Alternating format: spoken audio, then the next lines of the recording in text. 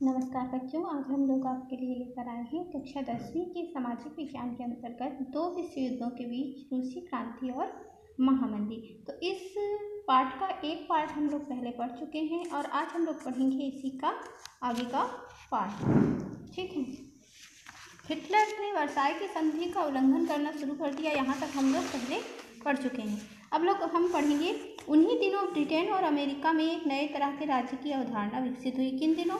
जिस समय रूसी क्रांति हो रही थी, हिटलर जो वर्साई की संधि था उनका उल्लंघन कर रहा था तथा मुस्लिम शासकों के देश तुर्की में नए प्रकार के शासन यानी कि गणतंत्र का उदय हो रहा था। उसी समय ब्रिटेन और अमेरिका में भी एक नए प्रकार के शासन का उदय हो रहा था। ये शासन का उदय होने का प्रमुख कारण था कि महामंदी के दौर में जो जनता थी वो बहुत ज़्यादा आर्थिक रूप से परेशान हो रही थी, जिसके लिए जो ब्रिटेन और अमेरिका जैसे विकसित राज्य थे उन्होंने वेलफेयर स्टेट नामक अवधारणा का विकास किया। वेलफेयर स्टेट क्या होता है, तो आइए यहाँ पर देखते हैं। इसमें माना गया कि राज्य लोकतांत्रिक सिद्धांतों के आधार पर चले।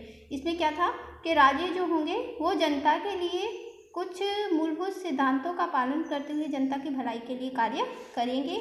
नागरिकों के लोकतांत्रिक अधिकारों की सुरक्षा हो, मतलब भोजन की, चिकित्सा की, शिक्षा की, जीवन की, ऐसी जो लोकतांत्रिक अधिकार होते हैं किसी भी मनुष्य के, उनकी सुरक्षा का अधिकार वेलफेयर स्टेट संकल्पना के अंतर्गत रखा गया। साथ ही राज्य लोक कल्याण को अपनी प्रमुख जिम्मेदारी माने।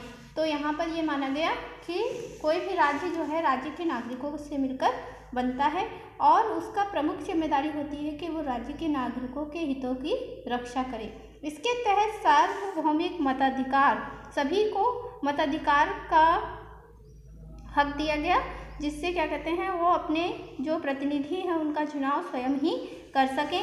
राज्य से स्वतंत्र संचार माध्यम, बहुदलीय राजनीति आदि के साथ साथ, बहुदलीय राजनीति का अर्थ यह है कि जो भी देश का नागरिक है वो अपने जो शर्तें रखी गई हों उन शर्तों के अंतर्गत अपने राजनीतिक दल का विकास कर सकता है तथा अगर जनता उनको पसंद करती है तो उनको अपने प्रतिनिधि के रूप में चुनकर और सत्ता में ला सकती है। नागरिकों को समान अवसर दिलाना और शिक्षा, स्वास्थ्य, बेरोजगार, निराश्रितों, बीमारों व वृद्धों की देखभाल आदि राज्य ने अपने जिम्मे ले लिया। इस तरह के राज्य के लोक कल्याणकारी कार्यों के द्वारा ब्रिटेन व अमेरिका जैसे देश सन 1929 की महामंदी से उभर पाए। तो ये जो 1929 की महामंदी थी इसने अन्य राष्ट्रों की अपेक्षा ब्रिटेन और अमेरिका को सबसे कम प्रभावित किया और उसका कारण था उनकी वेलफेयर स्टेट नीति, जिसके तहत उन्होंने अपने जो नागरिक हैं उनकी जिम्मेदारी स्वयं ले ली और ऐसे लोग जो निराश्रित थे, असहाय थे, जिनके लिए स्वास्थ्य और शिक्षा तथा जीवन यापन की व्यवस्था नहीं हो पा रही थी, उनकी भी जिम्मेदारी जो है राज्य ने उठाने का निर्णय लिया। तो महामंदी के दौर से जो है ये राज्य आसानी से उभर गए। मतलब यहाँ पर जो है एक मैसेज है कि कोई भी राष्ट्र होता है उसका जो प्रमुख कार्य होता है वो अपने राष्ट्र में उपस्थित जो जन हैं उनके हित के लिए कार्य करना होता है और अगर हित के लिए कार्य कर रहे हैं तो वहाँ पर किसी भी प्रकार की आर्थिक, सामाजिक या युद्ध जैसी परेशानी से भी वे आसानी से उभर सकते हैं। ठीक है। यहाँ पर कुछ प्रश्न दिए हुए हैं, जैसे युद्ध का पुराने साम्राज्यों पर क्या प्रभाव पड़ा होगा। तो पुराने साम्राज्यों में क्या हुआ, वहाँ पर युद्ध के समय में जो दबाव पड़ा जनता के ऊपर, उसके कारण जो है जनता की सोच में बदलाव आया और वहाँ पर क्रांतियाँ जो हैं हुई, जिनके कारण जो है उन साम्राज्यों में जो पुरानी ऋणवादी साम्राज्य चल रहे थे उनको हटाकर नए प्रकार के जनता के हित वाले साम्राज्यों की, जैसे लोकतांत्रिक, समाजवादी आदि तंत्रों की स्थापना हुई। क्या उनमें लोकतांत्रिक क्रांतियां सफल हुई? तो कई स्थानों पर लोकतांत्रिक क्रांतियां सफल हुई, जैसे कि जर्मनी में, है ना। लोकतंत्र में सार्वभौमिक अधिकार का क्या महत्व है? तो लोकतंत्र में सार्वभौमिक मताधिकार जो होता है वो हमें यह हक देता है कि हम अपने प्रतिनिधि का चुनाव स्वयं कर सकें। इसकी सहायता से जनता ऐसे व्यक्ति को चुन सकती है जो जनता के हितों के लिए कार्य करता है, ऐसी पार्टी को अपना वोट दे सकती है जो कि उनके हितों के लिए कार्य करते हुए जो है देश को आगे बढ़ाने का प्रयास करे।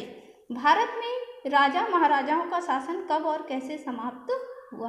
भारत में राजा महाराजाओं का शासन कब समाप्त हुआ?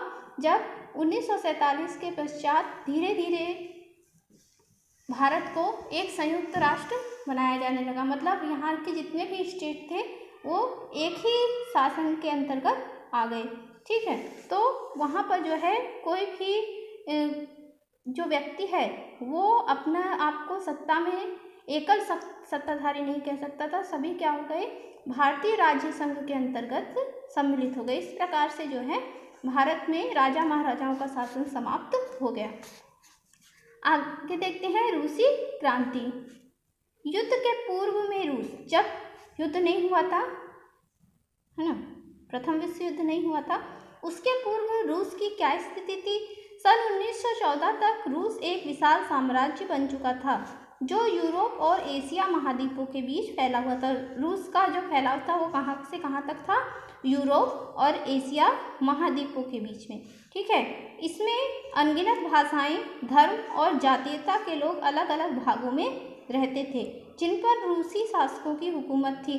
बहुत बड़ा साम्राज्य था, इसलिए यहाँ पर धर्म, जाति, भाषा आदि की विविधता थी।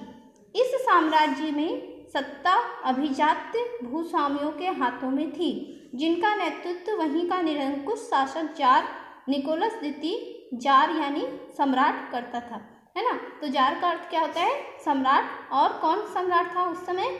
निकोलस द्वितीय, जो क्या कर रहा था? ऐसे भूस्वामी, जैसे भारत में क्या होते थे? जमींदार होते थे, वैसे ही वहाँ पर क्या थे?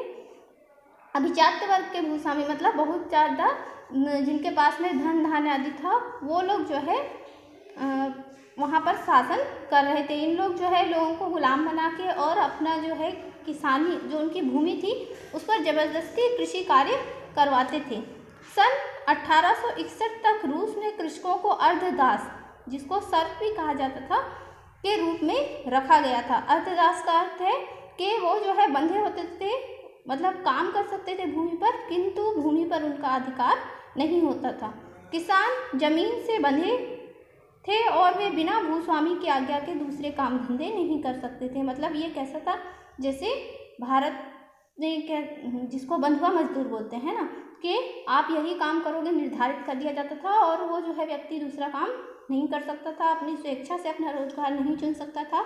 वैसी स्थिति जो है रूस में थी कि जो कृषक थे उनको जो है भूमि के साथ में बंधक की तरह रखा गया था कि वे सिर्फ कृषि कार्य ही करेंगे और बिना भूस्वामी की आज्ञा के अपने पसंद से कोई अन्य काम धंधा नहीं कर सकते, तथा रोजगार के फलस्वरूप जो भी वहाँ पर कृषक कार्य करने के फलस्वरूप जो भूस्वामी उनको मेहनताना देगा उसी पर जो है वह अपना जीवन यापन करेंगे। जब भूस्वामी अपनी जमीन किसी को बेचता या देता था तब जमीन के साथ किसानों को भी हस्तांतरित करता था। मतलब एक ढंग से यहाँ क्या हो रहा था? मनुष्यों का भी व्यापार हो रहा था। भूस्वामी जमीन को भी बेचता था और उस पर जो किसान काम कर रहा होता था उसको भी जो है साथ में जो व्यक्ति खरीद रहा है जमीन को उसको दे देता था। सन 1861 में जार की एक घोषणा के द्वारा किसानों को इस प्रथा से मुक्ति तो मिल गई।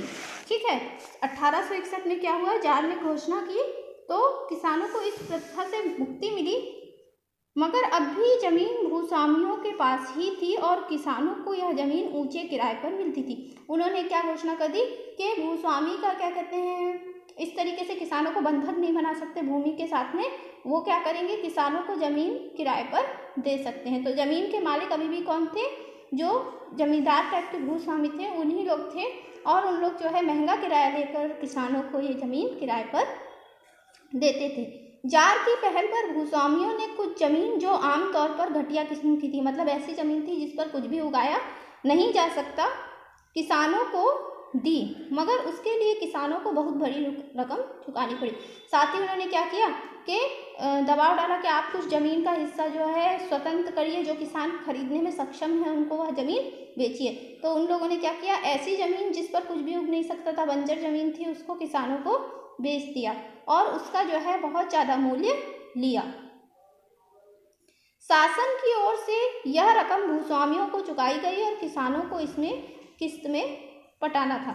तो वहाँ पर क्या किया गया, किसानों के पास में धन नहीं था, ऐसी ज़मीन को, घटिया ज़मीन बेच रहा था ज़्यादा रेट में जो भूस्वामी था, उसको भी खरीदने के लिए किसानों के पास में धन नहीं था।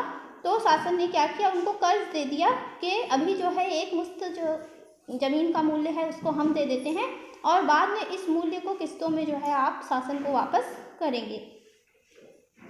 इससे किसान जो है ज़्यादा दबाव में आ गए। जब तक वे इसे नहीं पटा देते उन्हें गांव छोड़कर जाने की अनुमति नहीं थी। ले देकर जो है बात घूम फिर कर वहीं आ गई कि पुनः किसान जो है ज़मीन के साथ में बंध गए। जब तक वो शासन को ज़मीन का मूल्य नहीं दे देते थे तब तक वो अपने रिहायशी स्थान को छोड़कर कहीं अन्यत्र नहीं जा सकते थे और ना ही ज़मीन को बेच सकते थे। सन 1917 तक कई पीढ़ियाँ बीतने पर भी किसान यह ऋण चुकाते रहे। कुल मिलाकर 1861 के सुधारों से भूस्वामी ही लाभान्वित हुए। उनका क्या था, उनकी जो घटिया ज़मीन थी, भूस्वामी को कैसे लाभ हो गया, ऐसी घटिया ज़मीन जिस पर कुछ भी नहीं उगता था उसको जो है किसानों को उन्होंने बेच दिया और किसान जो है एक तो कर्ज में भी डूब गए। तो उस कर्ज को चुकाने के लिए अंततः उनको उनकी भूमि पर ही, भूस्वामियों की भूमि पर आकर ही कार्य करना पड़ा। साथ ही बहुत ज़्यादा ऋण से जो है किसान दब गए। कुल मिलाकर इसका सारा लाभ किसको हुआ है, भूस्वामियों को ही हुआ है। किसान कानूनी रूप से तो आज़ाद हुए मगर आर्थिक रूप से और बुरे हालों में फंस गए। लेकिन रूस में किसी प्रकार के लोकतांत्रिक या अभिव्यक्ति की आज़ादी के न होने के कारण किसानों के पास अपनी बात कहने या मनवाने का कोई भी साधन नहीं था। उस समय तक क्या था कि रूस के अंदर लोकतांत्रिक व्यवस्था तो अभी भी नहीं है, वहाँ क्या है, समाजवादी व्यवस्था है ना, किंतु उस समय तक अभिव्यक्ति की आज़ादी भी नहीं थी। मतलब वहाँ कोई व्यक्ति जो है अपनी बात को कह नहीं सकता था। जो शासन और सत्ताधारी लोग थे तथा जो धनाढ़ी वर्ग के लोग थे वही लोग जो है अपनी बात को रख सकते थे। तो अभिव्यक्ति की स्वतंत्रता न होने के कारण किसान इस जो जुल्म उनके ऊपर हो रहा था उसको चुपचाप सहते रहे। अभिजात्य भूस्वामी व जार मिलकर निरंकुश शासन चलाते थे जो एक बहुत सीमित वर्ग को ही लाभ पहुंचाता था। किनको लाभ पहुंचाता था, जो पहले से ही धनाढ़ी वर्ग था उसको ही जो है यह लाभ पहुंचता था। इस तरह आम किसानों की हालत सुधरने की जगह लगातार बिगड़ती गई। आजीविका की खोज में कई किसान शहरों में बन रहे कारखानों में मजदूरी करने गए और कई किसान जार की सेना में भर्ती हो गए। तो जब प्रथम विश्व युद्ध हुआ उस समय बहुत सारे किसान क्या हो गए, अपने कर्ज से छुटकारा पाने के लिए सेना में भर्ती हो गए और कुछ किसान कारखानों में, ऐसे कारखाने उस समय बहुत ज़्यादा मात्रा में बन रहे थे जहाँ पर हथियार वगैरह बन रहे थे, वहाँ पर कारखानों में जाकर भर्ती हो गए। इस तरह रूस में किसानों, मजदूरों व सैनिकों के बीच एक गहरा संबंध बना रहा। तो यहाँ से अगर प्रश्न पूछा जाता है कि रूस में किसानों, मजदूरों व सैनिकों के बीच में किस प्रकार का परस्पर संबंध था, तो जो किसान थे वो निरंकुश शासक तथा धनाढ़ी वर्ग के द्वारा आर्थिक रूप से दबाव में आने के कारण मजदूरी अथवा सैनिक कार्य करने के लिए मजबूर हो गए। अतः मजदूर और किसान मूल रूप से क्या थे, किसान ही थे। ठीक है, यहाँ पर देखिए कुछ प्रश्न दिया हुआ है, जैसे गुलाम और अर्धदासों की दशा में क्या समानता थी और क्या अंतर थे, कक्षा में चर्चा करें। तो जो अर्धदास थे वो अपने जीवन को कैसे भी जीने के लिए स्वतंत्र थे। ऐसा नहीं था कि जो पहनने के लिए उनको बोलेंगे वही पहनेंगे, वही खाएंगे। लेकिन गुलामों के तरह उनकी समानता ये थी कि वो भूमि के साथ में बंधे हुए थे। अगर जो है भूमि का मालिक भूमि को किसी अन्य व्यक्ति को बेचता था तो साथ में जो अर्धदास रूपी किसान थे वो भी भूमि के साथ हस्तांतरित किए जाते थे। इस प्रकार गुलामों और अर्धदासों में जो है समानता थी। सन 1861 में अर्धदासता समाप्त करने पर वास्तव में किसे लाभ पहुंचा होगा। तो अभी हम लोगों ने पढ़ा है कि जब सन 1861 में अर्धदासता को समाप्त किया गया तो मूल रूप से जो लाभ था वो भूस्वामियों को ही पहुंचा था। कैसे कैसे पहुंचा उसको आप बिंदुवार लिख सकते हैं। सबसे पहला क्या होगा, जो उनकी घटिया भूमि थी वो ऊंचे मूल्यों पर शासन के द्वारा खरीदी गई तथा इस भूमि को जिन किसानों को दिया गया, दूसरे बिंदु में लिख सकते हैं, इस भूमि को जिन किसानों को दिया गया उन किसानों को भूमि का उच्च मूल्य ब्याज के साथ चुकाना पड़ा, जिसके कारण वो क्या हो गए, बहुत ज़्यादा आर्थिक दबाव में आ गए। अपनी घटिया भूमि बेचे जाने के बावजूद किसानों के कर्ज को चुकता करने के लिए किसानों को दास के रूप में ये भूस्वामी लंबे समय तक अपने कारखानों और भूमि पर कार्य कराते रहे। तो सारा का सारा लाभ किसको हुआ? उन भूस्वामियों को ही हुआ जो कि किसानों को अपने खेतों में पहले से ही कार्य करा रहे थे। ठीक है, तो आज के वीडियो में बस इतनी ही, और अगले वीडियो में हम लोग देखेंगे उद्योग और मजदूर। रूसी क्रांति के समय में रूस में उद्योग और मजदूर की क्या स्थिति थी। ठीक है, तो अगर आपको हमारा ये वीडियो पसंद आया तो हमारे चैनल को लाइक कीजिए और सब्सक्राइब कीजिए और ज़्यादा से ज़्यादा वीडियो को शेयर कीजिए। धन्यवाद।